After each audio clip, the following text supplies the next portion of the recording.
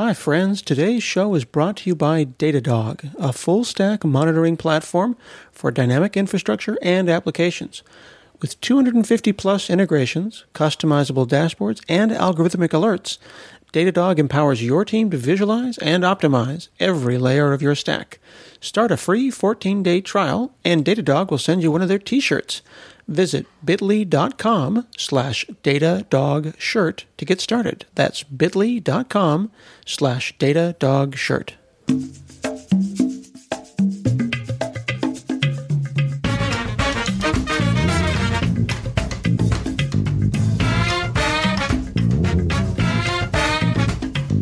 Hi, this is Scott Hanselman. This is another episode of Hansel Minutes, and today I'm talking with Marcus Carey. He is renowned in the cybersecurity industry. He owns threatcare.com and just put out a book with Jennifer Jin called The Tribe of Hackers. How are you, sir? I'm doing great. Thanks for having me. Yeah, thanks for hanging out. Now, I understand that you started your career in the U.S. Navy, but were you hacking before that? I wasn't hacking computers. I was very curious and taking apart things and building stuff with my hands. So the U.S. Navy gave me access to start doing it with computers, though. Mm-hmm. And how long ago was that? Because I understand you also have a master's degree in network security. Yeah, so it would have been probably 24 years ago. I'm 43. I joined the military when I was 18. And the military, I did good on my entrance exam, so I got into a technical field called cryptography. And ever since then, I've been super technical. And so you just take a test, and then they say, "All right, you'll be on the top of the boat, you'll be on the bottom of the ship, you'll be this crypto person." Like, did they direct you into cryptography, or did you have an interest in that already? So when I went to the Navy, I just wanted to work with computers. And you take a test, you take an entrance exam, and they use that entrance exam to see what career fields that you're most likely going to be successful in. And so that ended up being cryptography for me. That's pretty amazing. I mean, and now you're raising, $5 million in venture capital? Yeah, so we've, for ThreatCare, we've raised over $4 million in funding. That's fantastic. It's so interesting to hear about how people come up because, like, for me, I tell the story about how my fifth grade teacher loaned me an Apple II because I was getting into trouble and she tried to keep me inside other than causing trouble on the streets. And so she loaned me this Apple II. If that had not happened, I wouldn't be doing this. I wouldn't be talking to you. Like, I would have it'd be like that, those movies where like someone's life splits in half and they're doing something entirely different. If you hadn't taken that test, or if that test had told the Navy that you'd be good at something else, you would have been a whole different person. Yeah, certainly. But how I kind of look at the world and life is nothing happens on accident. So everything that meant to be is meant to be. So I was meant to, be in the military, all the good stuff and bad stuff, even, I think that was meant to be. So it's just the way my script was written. That's fantastic. So now you work at ThreatCare. You own it. You're founder and CEO of ThreatCare, and you are simulating intrusions on networks? Yeah, so definitely imitating intrusions.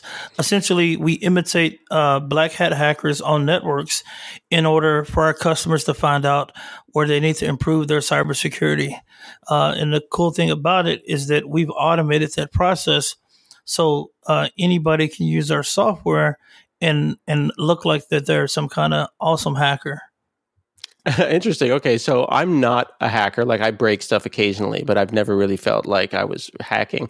So the thing I find interesting is how people they enter InfoSec, and then they're always looking at everything with a secure perspective. They're always thinking about how to break something. Does this software allow me to think or is it thinking for me like a hacker? Well, the software lays out different steps in the methodology that a hacker would take. And it's funny because you can actually, have you ever did a multiple choice test where you have to select on a computer where you have to drag and drop the answers? So we allow people to drag and drop attacks, push play essentially, and you can do an attack. So we let you kind of like pick from from an ingredients, and then you can build your attack step by step. And that attack could be like the first thing that happens is, they're stealing this, and then they move to this computer, and then they steal credit cards, and then they send them across the network, and all those different things. So you can script it out in a scenario. Interesting. It's like an orchestrator. Yeah, yep, definitely. You can orchestrate the cyber attacks. Yeah. Oh, that's pretty cool. So you also went to and put a book together that now I've just seen is on Amazon now called Tribe of Hackers, and it's basically cybersecurity advice from the best hackers in the world. And as of us talking right now, it's #1 release in computer hacking. You put this together with Jennifer Jin. Yeah, so we released that book 3 weeks ago. It's pretty much been #1 book. It's been viral. We've sold thousands of copies of the book. All the proceeds go to charity too, by the way. Oh, that's great. And so Jennifer Jin is actually my head of communications at ThreatCare. So she actually helped me put that together and manage the project for us. Okay. And you actually went and talked to a bunch of hackers and cybersecurity experts, some of which are people that we know, their names that are famous, and some that are maybe up and coming that we might not have heard of. Yeah, absolutely. It was important to get a good blend. I see in life sometimes you could actually talk to people that are like have all these accolades, and sometimes you can't relate to them as much. So sometimes in life you need a mentor that's just a little bit further down the street than you are, or the road. Should I say? Basically, they've accomplished just a little bit more than you have, and that sometimes that advice is the best advice you can get while you're shooting for the stars. Mm-hmm. So we took the pretty balanced approach where some of the people are famous. I'm using air quotes here because, we're all nerds. So, I don't know if there's such thing as a famous nerd, mm-hmm. but yeah, so we put the book together, and funny enough, some of the people that weren't well known have hit me up, and now they're getting invited to speak at conferences and stuff. So it's been great for their careers as well. Yeah, that's great. I feel that way sometimes about this podcast. There's folks that I've talked to while they were on the come up that are now, amazing, huge people. And it's like, I feel like, oh, that was great. I was a step on the stairs as a part of their come up. And then I hear like, oh, so-and-so is doing this or doing that. It's like, oh, I had them on the show 5 years ago. That's great to lift people up like that. Oh, 100%.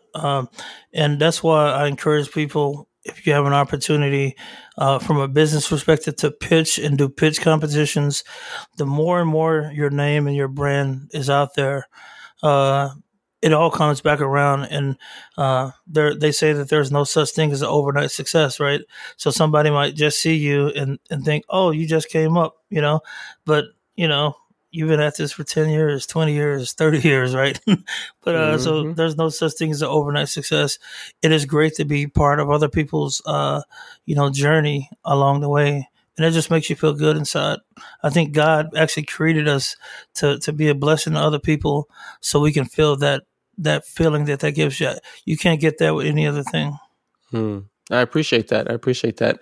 So you modeled the book, Tribe of Hackers, on this idea that Timothy Ferriss had this tribe of mentors where you would come up with a solid group of questions and you would ask a huge number of people those questions. So you put down 14 questions around cybersecurity, almost like a FAQ, but then you found like 70 different people who were all like notable hackers and asked them those 14 questions. And that resulted in a really great, of course, edited and curated book. Yeah, certainly. I'm a big fan of Tim Ferriss. Funny enough, he moved to Austin. I've been following him ever since the 4-Hour Work Week. And that's what I'm saying. Like these kind of podcasts, your podcast, it can be used to inspire people. There might be somebody, come 5 years later and says, oh man, I heard that podcast, that you were on. And so, so I love the fact that people like Tim Ferriss. I'm also kind of a big fan of Gary Vaynerchuk. Those guys have been putting in work for so many years. And then you see that they finally have some kind of come up and they inspire other people to do similar things. Yeah, this show will probably be somewhere in the 670s, 680. I had Timothy Ferriss on this show in June of 2007, 12 years ago. He was show number 70. Wow.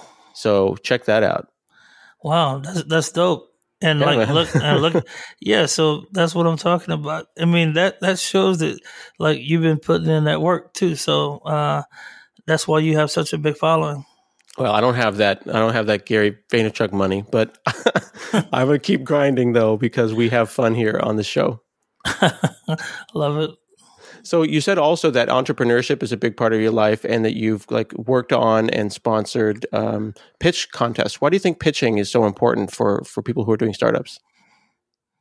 I think I tell people that life's a pitch. You're always pitching to people. You're always pitching to people that could be your future employees, like people that they know they know you, they know your brand, they know that you're about your business. You're also pitching to investors, because like even though that first time you might not get an investment, what they're looking at you long term over time. And as you pitch and you're out there, they hear your story, they hear your progression. They're going to invest someday. And then you're also pitching to customers. So people are listening. Those customers are also listening to your story. And so, pitching allows you to be able to sell essentially, yourself to all those three different people. And so, it's good to keep tight and always be able to tell your story. One of the things that we've actually both worked on this idea of Pitch Black, which was a pitch contest for people of color. There was one in Portland. There was one in Austin, where you are located. You think it's important for underrepresented folks to make sure that they're getting their faces out in front of people that look like them, but also people who don't? Yeah, 100%.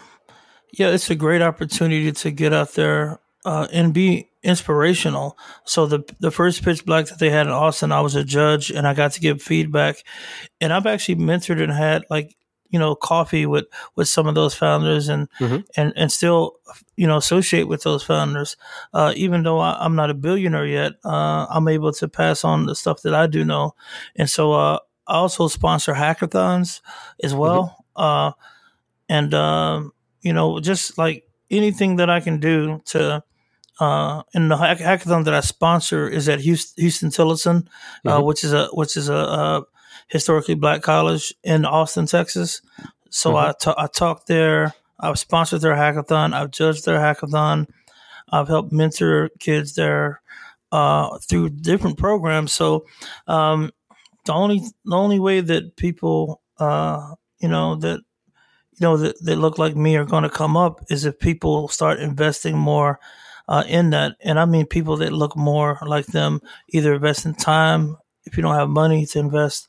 But I'm just blessed that I can actually volunteer time and money when I can. Mm-hmm. Yeah, I think that people don't realize that the investing of time is so important. Like simply showing up to a hackathon, showing up to a college or a university. Not everybody has the money that they can donate, but simply being present is an important thing. Showing solidarity. Yeah, 100%. I tell this to everyone, especially investors. I wish investors showed up more to those events, because even if they're not making an investment, they definitely can give some game, show their presence, and also show that the investors are just normal people, just like us everybody else. Mm-hmm. And, at the end of the day, um, I just want to show people that you're human.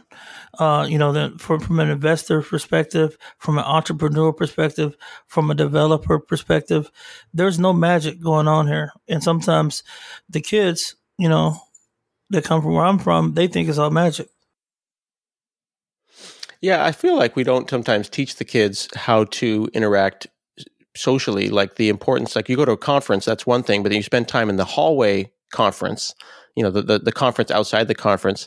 If you're not able to have those interactions, you'll have less of a good time, and you'll be less likely to network with people. Yeah, 100%. What I try to tell kids to do most of all, though, definitely important to interact, but I like for them to be comfortable in their own skin, Mm. um, and be themselves and be authentic. because a lot of times I see people trying to be somebody else. They might see a Tim Ferriss or a Gary Vaynerchuk or whatever, and what they do is they'll try to imitate that person's swag.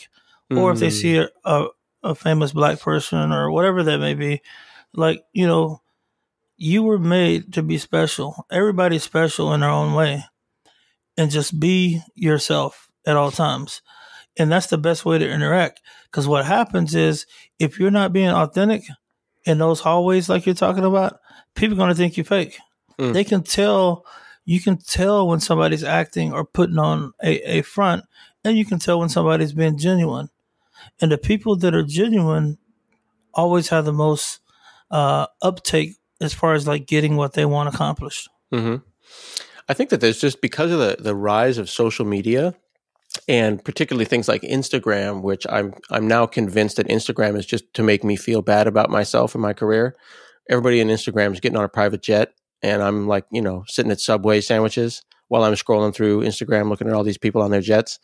And I'm thinking to myself, there's so many people out there kicking butt, that how can I possibly kick butt? I try to keep my kids from looking at stuff like that, but it's just very interesting way to think about it. Like, how can one be unique and be themselves when we now have the ability to see everybody, out there doing stuff, and not find it overwhelming. Like, if I'm already established, I can look at these things and I can say, well, good for them.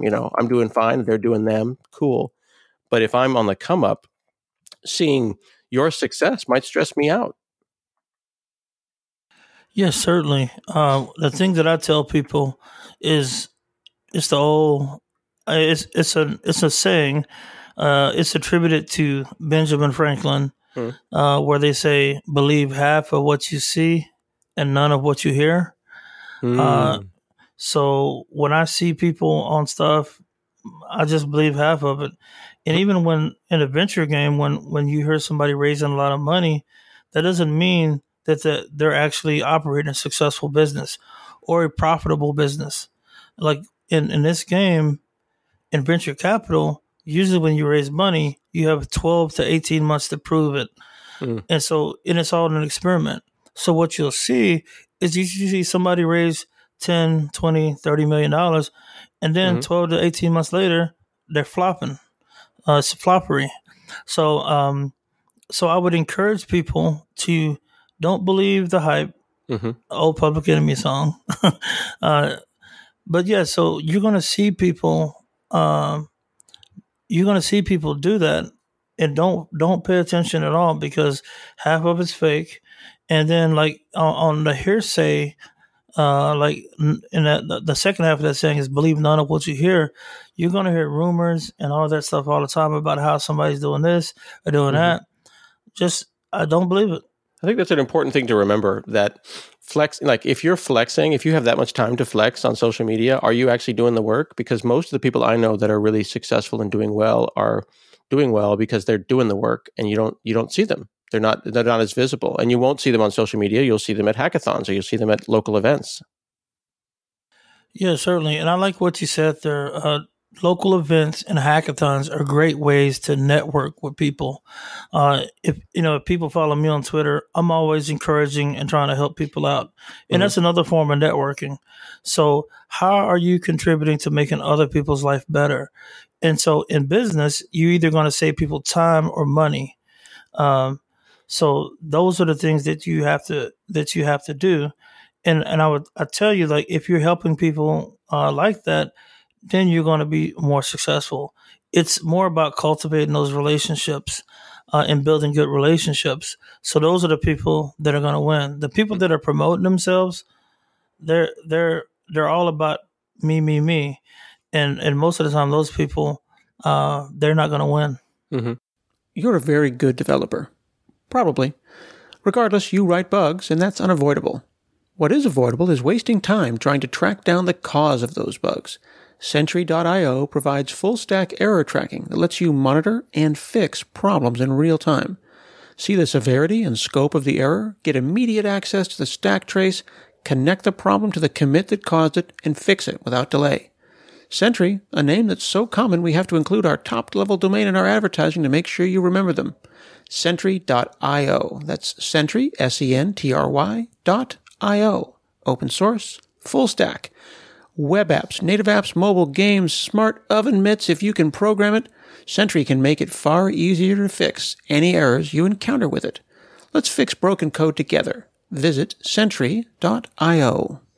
Someone told me something that was interesting that about avoiding being a transactional networker. They were getting into the software community, going to events and stuff, and they were interacting with people who seemed to keep score on things that they were routing. Like you would route someone to another person. You say, yeah, you should talk to so-and-so, which is great that you should do that. You should say, hey, Marcus, you should meet so-and-so. And then boom. But if I'm keeping score and then I call you later and I say, hey, I've referred you to 6 different people, or hey, I've been basically keeping score about all the different things, and then suddenly calling in a favor. That's what they call transactional networking, and it's definitely unhealthy. I wonder if you've ever bumped into that, because it sounds like you give freely of your time.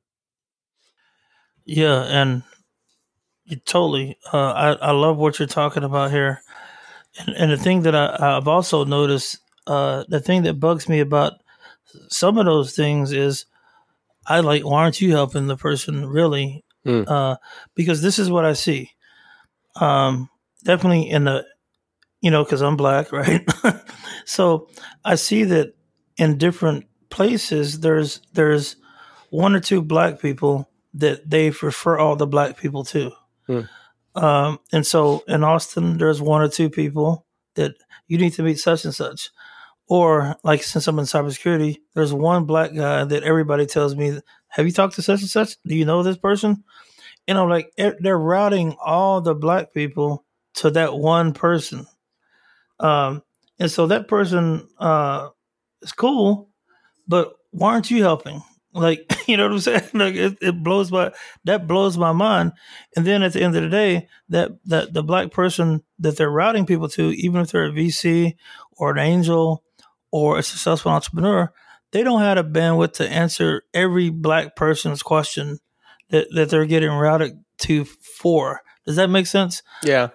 Well, I think there's a myth amongst any group that there can be only one. So for my friends, like, I'm a type 1 diabetic and I have a pump, and I'm very visible about that. Like, this is something that you can't hide being black, but I could certainly hide being diabetic. I don't need to tell people about it. But I think that young diabetic kids need to see people that are successful and healthy and living, so that I'm visible about that. So then I become the one that everyone sends their diabetic friends to, like 5-6 times a week. Hey, can you have coffee with so-and-so? Hey, can you have lunch with this person? They just became diabetic. Their kid just became diabetic. But there's lots of other people who can step up and help out. And I don't want to be salty about that. So it's this balance where you want to represent, but at the same time, there's a huge community. Why is it just got to be me? Yeah, you kind of made me think about that a little bit. But yeah, so I definitely think that I think that anybody can help. So I would say, like, see what you can do for that person before passing them on, because a lot of times everybody has a unique skill set. You know what I'm saying? Mm-hmm. And so, what can you do to help that person out? Yeah. And that's what I'm talking about. I think people see, like we were talking about Tim Ferriss and Gary and things like that. They see folks like that and they think, well, they're so successful. They have these blogs, they have a whole media behind it. How can I help? Like, I'm just trying to get people to blog and podcast, and they'll say things like, well, what can I offer? And well, you can offer your story, right? You can offer how you got there. That's interesting, and that's unique to you. We shouldn't second guess ourselves and say, I have nothing to offer, because I'm not as far ahead as Marcus in InfoSec. Oh, you're preaching, man. You laying down a sermon, man. Like, everybody's an expert at something. You're expert yourself, probably.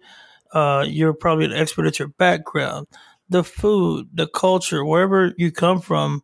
You probably know more about that than 99% of the people. And somebody out there is going to find that super interesting. And I think the number one thing that I do when I mentor people is I make them believe that they're badasses. Just like, look, man, you know, look, sister, look, brother, this is what you have that nobody else has. And everybody has a superpower. And I encourage them to use whatever that superpower is for good. It's just like if you watch Marvel, people have all these different powers. I encourage them to find their superpower and use that for good. Yeah.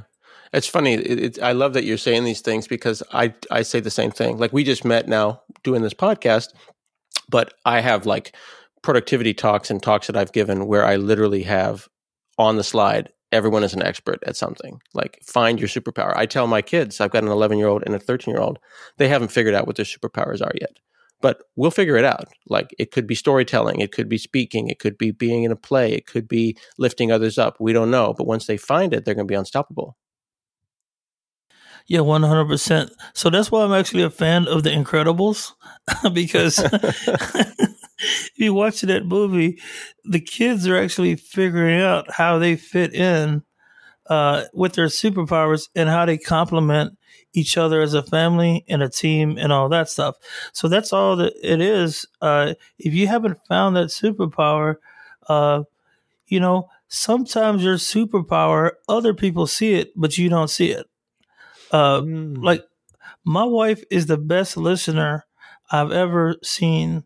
And people randomly, even when we're out somewhere randomly, people will pour their heart out to her and she just listens. So that's a form of empathy where she just listens and the people are delighted that somebody listened to them. So that's a superpower because not everybody has time to listen to somebody. It could be as simple as that. You know what I'm saying? So, but sometimes like I see that when I look at my wife and I'm like, man, that's crazy. But my wife think that's just normal. So Superman, he believes it's natural for Superman to be super strong, super fast or whatever. That's no big deal to him. But the onlookers can all see like, God dang, that dude has all those powers. Right? So sometimes you have to ask people, what am I really good at? And then they can help you out. Yeah.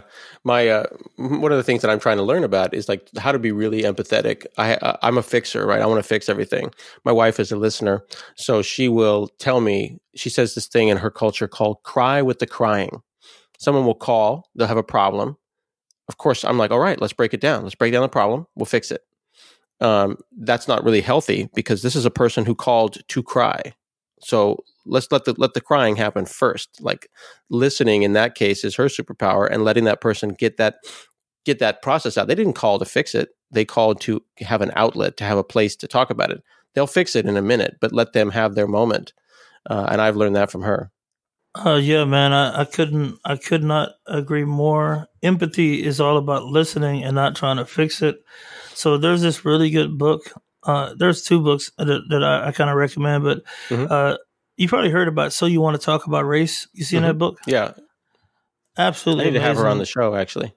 Man, that book blew my mind because it actually called out privilege. And there's a lot of things that I actually didn't know that I was privileged, but that was the first person that's like, look, to make me think about how privileged I am. Like, crazy stuff like I was in the military. I worked for NSA. I had access to all these computers, all these different things, the training, my master's degree, born in the U.S.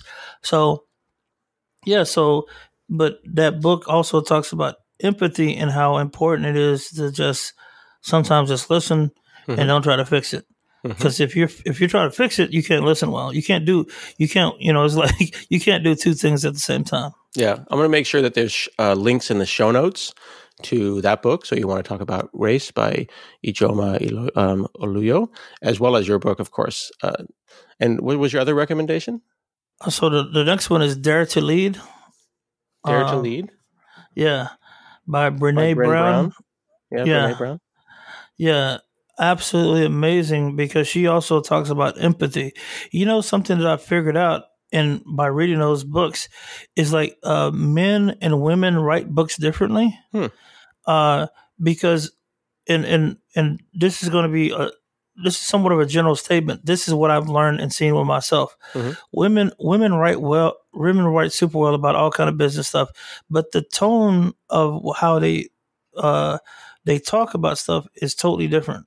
For instance, like crazy enough, Scott Adams has a couple of books. Scott Adams, he actually is the writer of Dilbert, but his tone and how he talks about stuff is like male and very masculine, probably even chauvinistic tones. And then when I listen to a book written by some of the women, it's like a super empathetic, feminine tones, and even the subject matter talking about empathy. Because if you talk about yin and yang energy, like I believe that men they bring that dark energy a lot, and women bring the opposite in many cases. And I know I'm speaking a little bit general here, but what I found out is like it's good to take in books from women and men to have some kind of balance. Because a lot of business leaders are men, and if you listen to that, you're just gonna be like hardcore, like that Uber type, Uber, Facebook, sales, whatever. But if you take in both, that's what I'm trying to do with my company, is build a culture that accommodates both the yin and the yang. Well, and it's also interesting to just think about why we think of those things as being male and how we as men can reclaim empathy.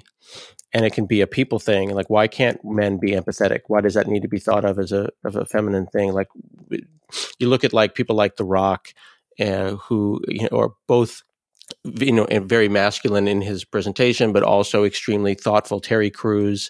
These are very, very empathetic men. Like, we can reclaim that as men. Man, I could not agree with you more. And so in English, we would say, feminine and masculine. In different languages, they have different ways to describe this. And it's not necessarily related to gender and all that stuff. So absolutely 100% agree. If you listen to some of the African culture, some of the Far East culture, Indian culture, they have way more ways to describe what I'm trying to talk about here than we do. But in America, for sure, the masculinity and not wanting to have any softness about a man, men can't cry, all that stuff is definitely a problem. Well, man, gender's a spectrum, right? Like, once we figure that out, we'll be a lot better. Oh, for sure. So like one of my best friends is from Hyderabad, ride or die brother. He's from India. In their culture, they do stuff like, hold hands with their friends. Like two males can walk down the street, and it's totally innocent, totally nothing. Hug, what if Americans saw that? He was like, what's going on there, man? If my friend tried to grab an American's man hand, it would be a problem. There was a really great viral video that went, it was on Twitter a couple of days ago, where a gentleman was testing out to see whether men were, basically he was running around complimenting men. So he'd walk up to a man on the street and say, "Hey, nice butt," or "You look nice today," or whatever. And he had no idea whether those gentlemen were gay or not. And some of the reactions, and this is now in 2019, were super positive, because the people he were complimenting weren't gay, but they said, "Oh man, that's very nice. Thank you. You made my day." Like, it's okay to take a compliment. It's okay to say, "Man, I appreciate you. Thank you, like, very much." And then there was one little GIF that ended up being the man who walked away after the compliment, even though it was a gay man giving a compliment to a straight man. He had a little swagger in his step. So it was clear that it legitimately made this dude's day. And he was like, "Hey, somebody found me attractive. They weren't my preferred person, but hey," then he just had a little swagger, a little attitude for the rest of the day. And he must have felt pretty good about himself, getting that compliment. That is so awesome, dude. I love it. Yeah, man. Well, I really appreciate you chatting with me today. People can check you out at threatcare.com. They can sign up for the PDF of Tribe of Hackers. And it's also now, of course, a bestseller on Amazon. So they should check that out. Thank you so much, Marcus Carey, for talking to me. I appreciate your time. Thanks for having me. This has been another episode of Hansel Minutes, and we'll see you again next week.